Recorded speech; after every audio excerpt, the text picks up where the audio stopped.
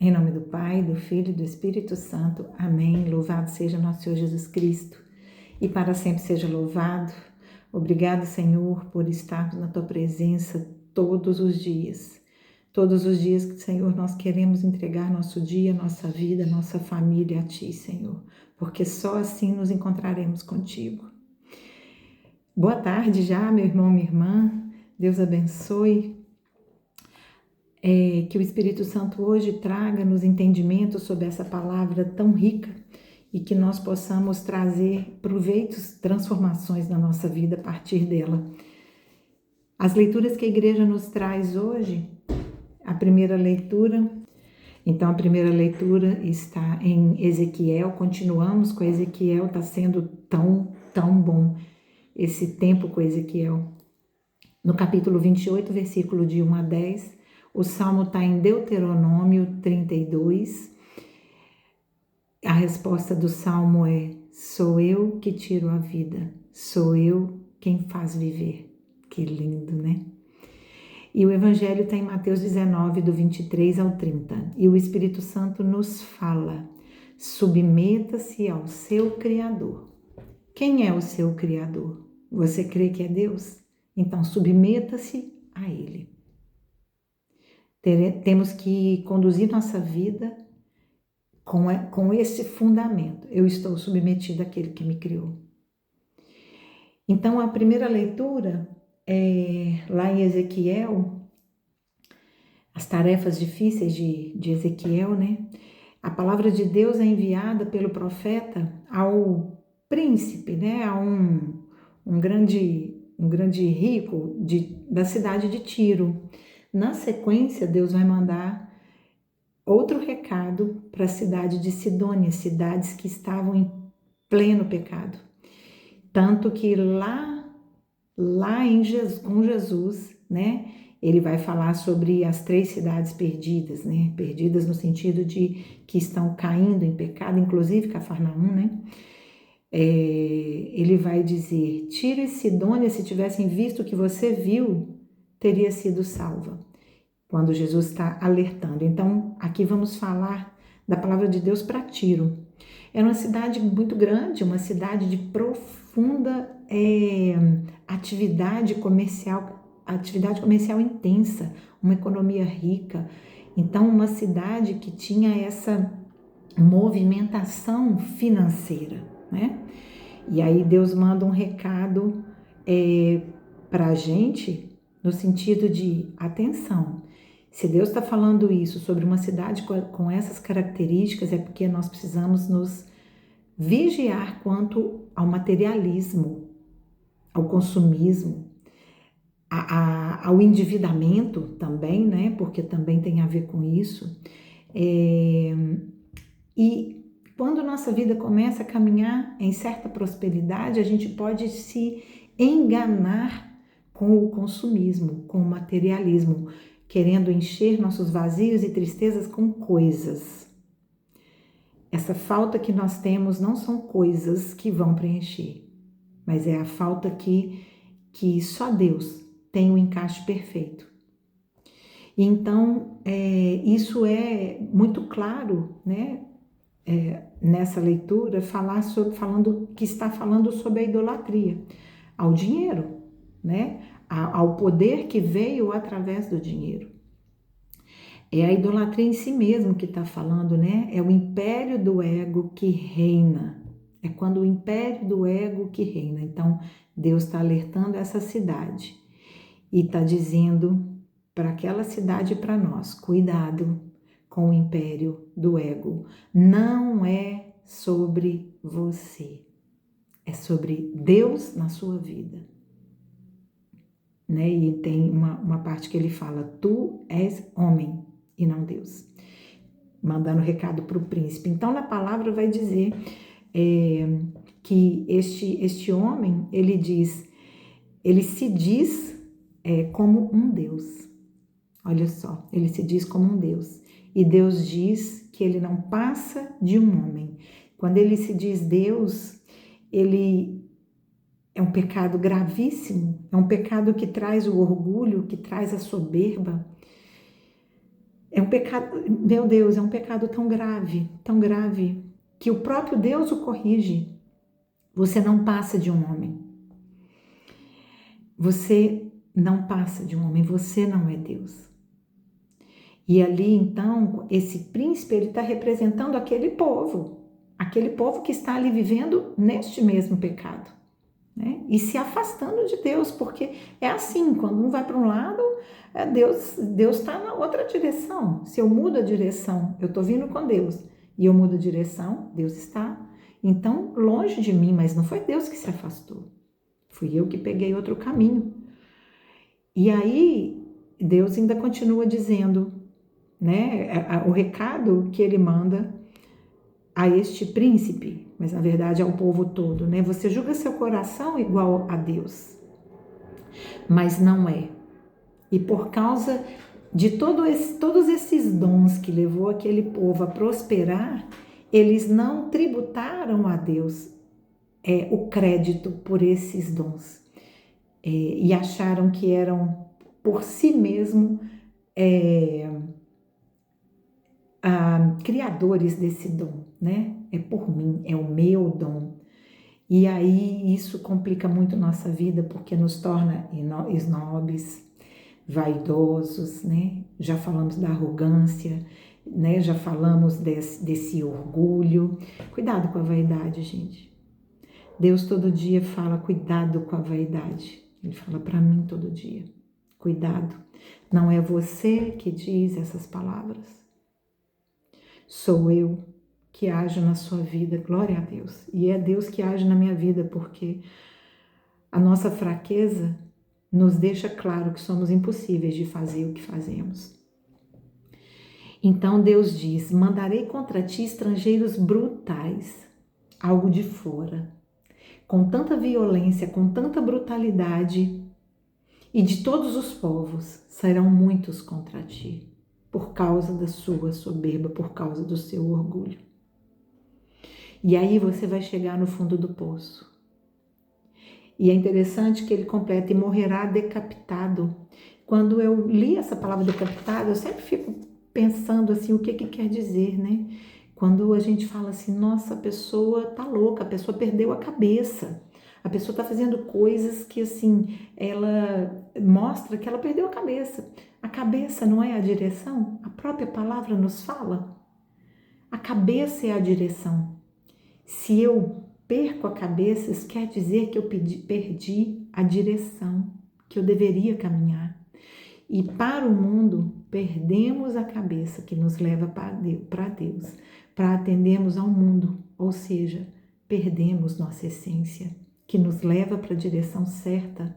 E Nossa Senhora nos auxilia muito nesse sentido, enormemente, porque ela tem seu sangue misturado com o de Cristo. E se nós queremos chegar a Cristo, podemos recorrer a ela, porque Deus veio a nós por ela, não é? Então, Deus então ali está falando que ele mandará, e ele chegará ao fundo do poço e morrerá decapitado. Morreremos se não mudarmos nossa direção. Se a nossa cabeça está nos levando por lugares errados, está nos levando a pecar, a cair, nós estamos perdendo nossa cabeça. Nós estamos perdendo nossa direção. E a arrogância, ela faz isso. É eu achar que a criatura é igual ao Criador. Não. O Criador é diferente da criatura. Isso serve, eu tenho que ter essa dimensão, porque isso serve para eu balizar minhas ações. Porque senão o pecado ganha oportunidades na minha vida, o pecado está ganhando oportunidades na sua vida com esses entendimentos de que, não tem problema, o que o mundo banaliza é o que para nós deveria chocar. É isso que Deus está falando na primeira leitura. O que vocês banalizaram aos meus olhos é para chocar. Então, eu não posso perder essa dimensão do Criador, que sabe o verdadeiro caminho que eu devo seguir. E o mundo, ele quer que a gente banalize tudo, né? Coloque tudo no mesmo saco. Não tem isso. Não tem problema pecar, não tem, sabe? O pecado vai se tornando tão agradável, tão confortável, tão saciador de prazeres que eu começo a perder o filtro do que é pecado. E Deus nos deixa muito claro o que é pecado. E aí então a gente esquece que se tem pecado de um lado, tem virtude do outro. Veja, naquele filme Oficina do Diabo fala, né? Quando o diabo chefe está ensinando o diabo aprendiz, ele fala assim: foca nas virtudes. Porque para cada virtude tem um pecado. Então o diabo em treinamento, ele tinha que fazer a pessoa pecar contra a própria virtude dela. Você tem virtudes, meu irmão, minha irmã. E o diabo quer que você coloque um pecado no lugar da sua virtude. Meu Deus do céu. Nós temos que ter essa clareza que o mundo está obscurecendo. As escamas estão como antes de Saulo, né? Que depois se torna Paulo com as escamas caídas, ele muda tanto que até o nome dele muda. Mas Saulo tinha escamas nos olhos. E o mundo quer a gente com escamas nos olhos, dizendo o outro que me levou a pecar, a culpa é do outro, eu fiz isso porque o outro fez aquilo, e a gente começa num circuito de acusação. Não. O que eu fiz foi escolha minha. Por isso eu preciso ter maturidade espiritual e emocional para saber escolher. Não posso ficar caindo nessa esparrela de colocar a culpa nos outros, no mundo, em tudo, menos trazer para mim a responsabilidade das escolhas. Por isso Deus nos deu o livre-arbítrio, porque a gente tem que escolher, porque senão estamos escolhendo pelo mundo. Não vou ensinar a criancinha a caminhar na fé, não, quando ela crescer ela escolhe. Assim você está ensinando uma coisa, está ensinando nada. O nada é ensinar. Se eu não dou uma direção para a criança, o que ela vai crescer? Ela vai crescer como nada. Ela vai poder escolher sim, quando ela conhecer. E se por acaso ela disser, eu conheço, não quero, aí é escolha, né? A gente não pergunta se ela quer ir para a escola. Por que temos que perguntar se ela quer seguir ou não uma fé, quando ainda não sabe decidir? Decidimos tantas outras coisas, por que isso nos afeta tanto? Não vou ensinar religião. Cuidado, ensinar o nada é ensinar que o mundo está certo. E nós sabemos que não está.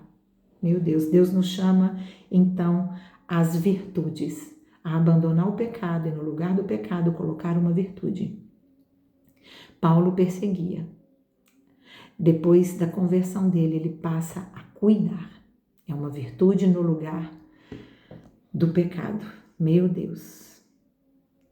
O que hoje na sua vida, na minha vida, Deus está me perguntando, qual virtude você pode colocar na sua vida tirando um pecado?